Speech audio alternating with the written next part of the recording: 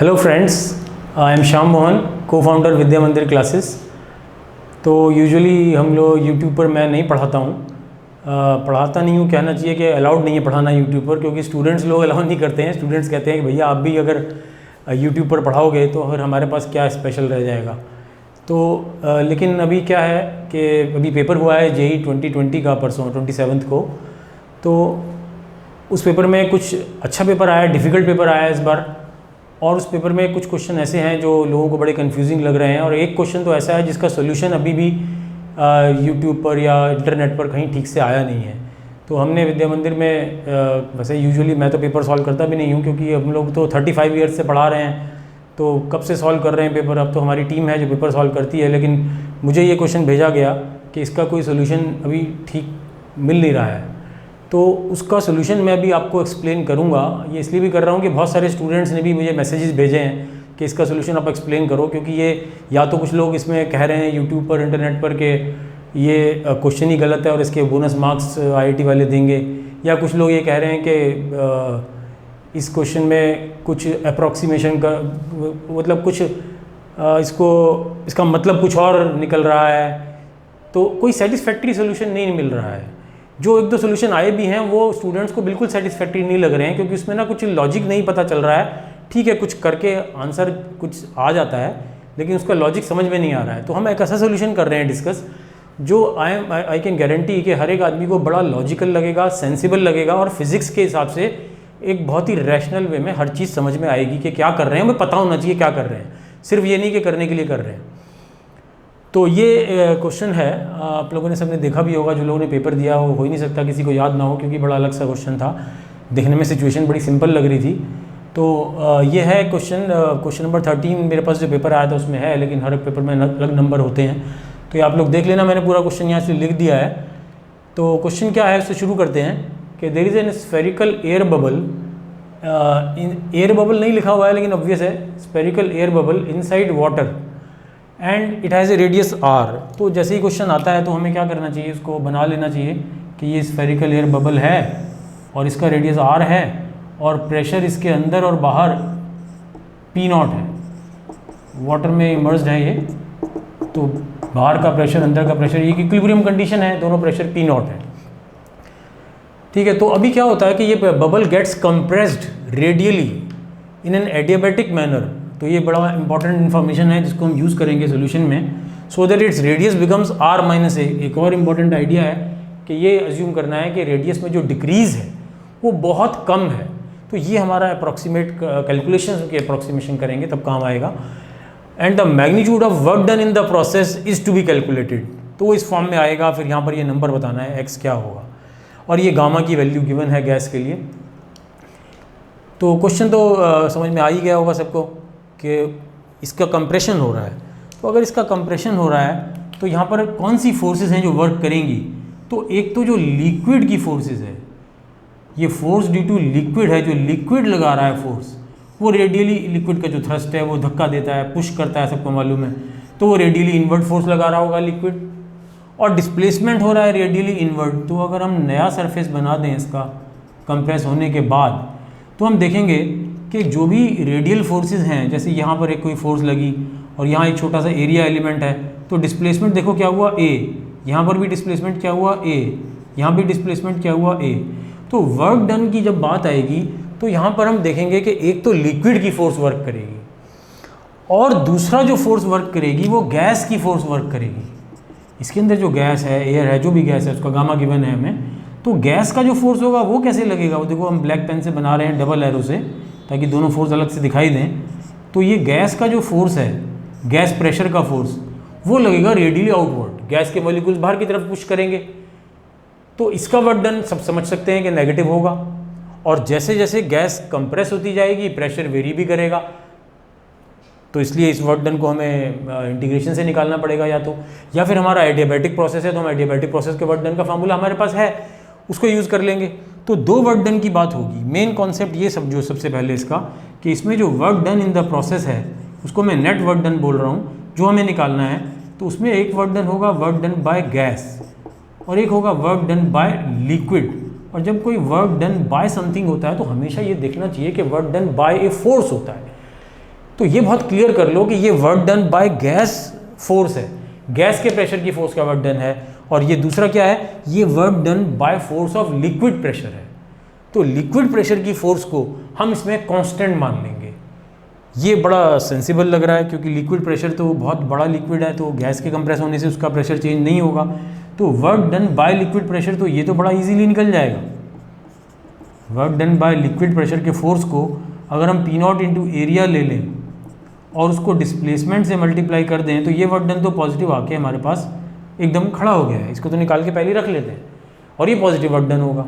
कुछ लोग और डिटेल में करना चाहें तो यहाँ छोटा सा एरिया एलिमेंट लें डी, फिर वो जो एरिया एलिमेंट होगा उस पर जो लिक्विड प्रेशर की फोर्स होगी वो P इंटू डी होगी, और उस एलिमेंट का जो डिस्प्लेसमेंट होगा, तो अगर हम ऐसे करना चाहें तो ये एक छोटे से एलिमेंट पर फोर्स होगी, ये उसका डिस्प्लेसमेंट होगा। सारे एलिमेंट्स का वर्क डन निकाल के ऐड करना चाहें तो ये भी फाइनली फिर यही बन जाएगा, क्योंकि P नॉट इंटू ए इंटीग्रल से बाहर आ जाएगा और इंटीग्रल डी ए वो 4πr² हो जाएगा। तो ये तो हो गया।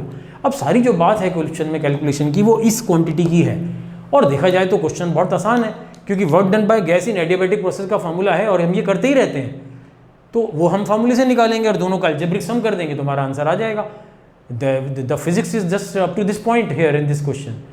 What remains is how to calculate this and how to go about making in approximation in a very clever way. वो इस क्वेश्चन की खास बात है। तो वो करने के लिए हम पहले एक छोटा सा काम यहीं पर कर लेते हैं कि वर्क डन बाय गैस जो एडियाबैटिक प्रोसेस का फार्मूला होता है वो सबको मालूम ही है कि ये फार्मूला होता है वर्क डन बाय गैस का। तो इस फार्मूले में इनिशियल प्रेशर को डाल देंगे P नॉट और गैस वॉल्यूम को डाल देंगे, इनिशियल वॉल्यूम को 4/3πr³ और फाइनल प्रेशर को डाल देंगे हम, देखो फाइनल प्रेशर को PV raise to power gamma equal to constant से डालेंगे हम।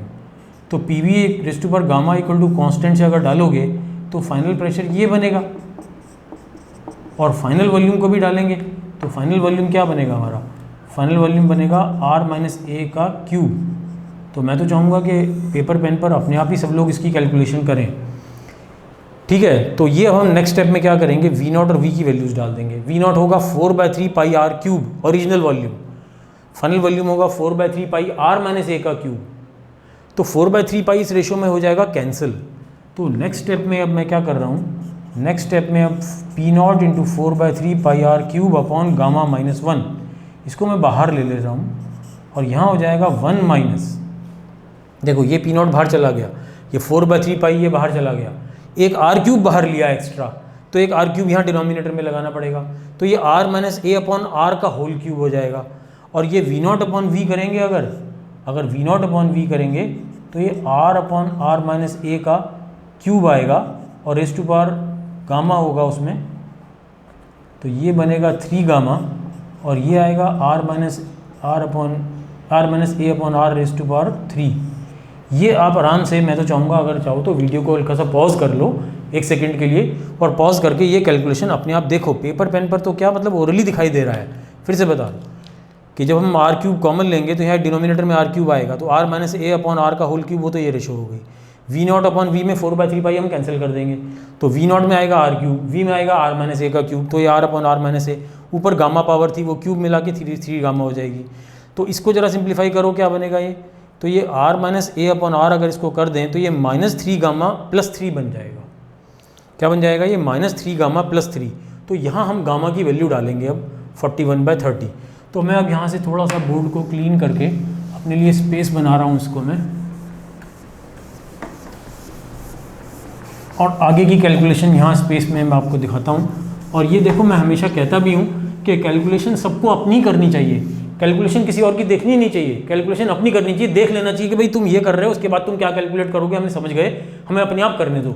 तो अपने आप ही कैलकुलेशन करना चाहिए। जो लोग क्लास अटेंड करते हैं मेरी, उनको तो पता ही, हमेशा यही कहता हूँ कि कभी भी दूसरे की कैलकुलेशन देखोगे तो आपको मुश्किल लगेगी। तो मैं तो ये चाह रहा था कि इस क्वेश्चन को यहीं छोड़ दें और सब लोग कैलकुलेट करें अपने आप, यहाँ छोड़ दो, इसके बाद कैलकुलेट करो क्या करना है, वैल्यू जो डालनी है। गामा की वैल्यू कौन नहीं डाल सकता, गामा 41/30 डाल के सब लोग कैलकुलेशन कर सकते हैं। तो अच्छा तो ये है कि कैलकुलेशन अपने आप करें सब लोग। तो ये कर लेते हैं पहले एक बार कि वर्क डन बाय गैस, ये जो हम निकाल रहे हैं, तो वर्क डन बाय गैस का एक्सप्रेशन हमारा क्या बनने वाला है, P नॉट इंटू 4/3πr³। ये यहाँ पर था गामा -1। अब देखो गामा है आपका 41/30, तो गामा -1 क्या बनेगा 11/30, तो ये 11/30 बनेगा, ऊपर जाएगा उल्टा हो जाएगा, तो ये हो जाएगा 30/11। इसको बाहर रख लो, थोड़ा सिंप्लीफाई कर लेंगे अगले स्टेप में। और अंदर क्या हो गया 1 माइनस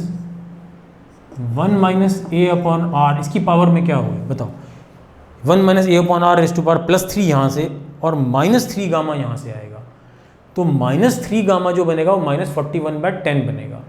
उसमें जब 3 ऐड करेंगे तो -11/10 हो जाने वाला है, ये हमारा हो जाएगा। तो क्यों नहीं कर सकते इसके बाद, अब खुद छोड़ देना वीडियो को, इसके बाद अपने आप करना। क्या होगा अब इसके बाद, देखो यहाँ पर ये 3 से 10 कैंसिल हो गया, तो यहाँ पर हम कर देते हैं P0 इंटू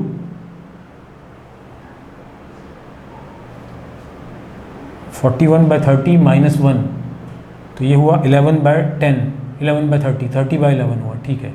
तो ये हो जाएगा 10, 40/11 πr3, ऐसे हो जाएगा ये। तो अंदर क्या करेंगे अब 1 माइनस, अब यहाँ पर है असली चीज़ जो इस क्वेश्चन में एक नई चीज़ है जो शायद प्रैक्टिस में हम यूजुअली नहीं करते। तो क्या करते हैं हम 1 minus x raise to power -1 को अप्रॉक्सीमेटली 1 + nx लेते हैं। ये इस क्वेश्चन में एक नया काम करना पड़ेगा हमें कि हमें सेकंड डिग्री अप्रॉक्सीमेशन पर जाना पड़ेगा, x² का टर्म भी इसमें लेना पड़ेगा अप्रॉक्सीमेशन में। तो अगर वो टर्म हम लेंगे तो यहाँ पर हो जाएगा ये 1 + nx से, तो ये आ गया प्लस 1/2, ये वाला 2 लिया है मैंने अभी, n इंटू n+1 करना है हमें, n इंटू n+1, तो 11/10 इंटू 11/10, 11/10 एक आ गया, +1 करोगे तो क्या होगा वो 21/10 होगा, और x² की जगह हमारा आ जाएगा a²/r²। ये देखो आराम से, पहले ऐसे आ जाएगा ये। अब इसको सिंप्लीफाई करना शुरू करते हैं। a1 तो यहाँ से कैंसिल हो गया, 11a/10r, ये बड़ी इंटरेस्टिंग चीज़ होने वाली है। 11a/10r जब 40/11 से मल्टीप्लाई होगा तो ये एक टर्म बनेगी 4p0 πr²a। देखो ये टर्म बनेगी क्योंकि डिनोमिनेटर में r है, ये r³ है, r² हो गया, a था a आ गया, 11/10 में 11 कैंसिल हुआ, 40/10 वो 4 हो गया। ये एक पॉजिटिव टर्म, नेगेटिव टर्म बन के खड़ी हो जाएगी। दूसरी भी टर्म नेगेटिव बनेगी, क्या बनेगी वो 40 πr³/11, ये बाहर का कांस्टेंट है और ये मुझे अब सिंप्लीफाई करना है। तो ये देखो क्या बनता है, ये यहाँ से बनता है 200, डिनोमिनेटर में 200r², ये कर देते हैं, ठीक है। और न्यूमिनेटर में 11 into 21 into a², 11 into 21 into a², 11 यहाँ से कैंसिल कर देते हैं। नेक्स्ट स्टेप में क्या हो जाएगा, -4p0 πr²a माइनस, अब ये 40/200 क्या हो गया, ये 1/5 हो गया, तो ये क्या हुआ 21 p0 πr² अपॉन 5, ये आ गया। तो ये हमारा वर्क डन बाय गैस आ गया। अब हमें लास्ट में बस ख़त्म होने वाला है कि इन दोनों वर्क डन को हमें ऐड करना है। देखो याद होगा हमने बात की थी कि हम इनको ऐड करके नेट वर्क डन निकालेंगे, इनको ऐड करके हम नेट वर्क डन निकालेंगे। ये पुरानी कैलकुलेशन है, सबने नोट कर लिया होगा, इसको मैं यहाँ से हटा रहा हूँ। अब यहाँ हमारा देखो कितना इंटरेस्टिंग सिंप्लीफिकेशन होने वाला है कि नेट वर्क डन में इस क्वांटिटी में हम ये वाली क्वांटिटी अब ऐड करने जा रहे हैं। वर्क डन में फिर से लिख देता हूँ, work done by gas plus work done by liquid. तो वर्क डन बाय गैस जो हमारा आया 4p0 πr²a minus 21/5 p0 πr² और ये जो पॉजिटिव टर्म आई थी वो याद होगा कितनी आई थी, p0 इंटू 4πr²a। तो इंटरेस्टिंग चीज़ क्या होने वाली है, इंटरेस्टिंग चीज़ ये होने वाली है कि ये टर्म यहाँ से कैंसिल हो जाती है। तो आंसर में सिंप्लीफाई करके आता है -p0 इंटू 4πr² इंटू 21/20। देखो 21/5 का 21/20 इसलिए कर दिया क्योंकि मुझे 4 चाहिए था। याद है ना, क्वेश्चन में ये क्वांटिटी के साथ x था, ये क्वांटिटी के साथ x था, और क्वेश्चन में मैग्नीट्यूड की बात की हुई थी। तो मैग्नीट्यूड क्या आएगा w नेट का, मैग्नीट्यूड आएगा अब p0 इंटू 4πr² इंटू 21/20। तो ये अब सब समझ गए होंगे कि ये जो क्वांटिटी आ गई हमारी, ये क्वांटिटी हमारी x है। तो x इक्वल टू 1.05, ये आंसर यहाँ से आ जाएगा। 21/20 को सिंप्लीफाई करोगे तो ये बनेगा 105/100, 1.05 ये इसका आंसर आएगा। तो इसको दोबारा से रिवाइज करना अगर एक बार में नहीं समझ में आया तो। ओवरऑल देखोगे तो ये कैलकुलेशन सारी चल रही है, ये कैलकुलेशन अपने आप करनी चाहिए, इस स्टेप तक देख लेना चाहिए, उसके बाद अपने आप करना चाहिए। तो सारा बड़ा सेंसिबल है। Work done in the process word लगाया हुआ है, तो work done in the process, जो प्रोसेस हो रहा है उसमें कितनी फोर्सेज हैं, उसमें 2 फोर्सेज हैं। एक फोर्स है लिक्विड जो लगा रहा है उसका वर्क डन लेंगे, एक फोर्स है जो गैस लगा रही है उसका वर्क डन लेंगे। So it is very rational, very obvious and very clear कि इन दोनों का वर्क डन ऐड करके net work done in the process आएगा। तो एक वर्क डन ईजिली निकल गया लिक्विड का, तो लिक्विड का बाहर जो प्रेशर है वो तो अंडरस्टूड है, कांस्टेंट मानना बिल्कुल ही ठीक लग रहा है उसको। और गैस का वर्क डन निकालने के लिए हमने एडियाबैटिक प्रोसेस का फार्मूला लगाया, जो लगाते हैं हमेशा गैस के वर्क डन के लिए एडियाबैटिक प्रोसेस का। बस उस फार्मूले को हम लगा के अगर ये अप्रॉक्सीमेशन फर्स्ट डिग्री तक लें, कई लोगों ने ऐसे किया, फर्स्ट डिग्री तक अप्रॉक्सीमेशन ली, फर्स्ट डिग्री तक अप्रॉक्सीमेशन ली तो ये टर्म नहीं आई, देखो ये टर्म नहीं आई, ये टर्म नहीं आई। फर्स्ट डिग्री अप्रॉक्सीमेशन लोगे तो ये टर्म कैंसिल होकर फाइनली 0 आ रहा है। तो 0 तो नहीं लगा आंसर, या तो x = 0 होना चाहिए। तो उनको क्या लगा, तो उन्होंने कहा कि इस टर्म को भूल ही गए, उनको लगा कि इसमें से कोई एक कैलकुलेट कर लो और वही आंसर हो जाएगा। तो कुछ लोगों ने ये कैलकुलेट किया, उससे बोला कि आंसर x = 1 होना चाहिए, क्योंकि इसको कैलकुलेट करें तो ये आता है सेकंड डिग्री टर्म छोड़ के। कुछ लोगों ने खाली work done by liquid calculate किया, उनको भी लगा आंसर 1 होना चाहिए। तो this is the comprehensive approach, कोई इसमें किसी तरह की डाउट, कन्फ्यूजन, कोई मैनिपुलेशन कुछ भी नहीं है ऐसी। तो फिजिक्स में हमें क्लैरिटी के साथ ही करना होता है, तो क्लैरिटी के साथ ये अप्रोच बनेगी इस क्वेश्चन को करना। मैं तो कहूँगा कि ये बहुत खास चीज़ क्वेश्चन में हुई है, सेकंड डिग्री अप्रॉक्सीमेशन वाली। So I hope you must have understood this. Thank you for listening, thank you very much.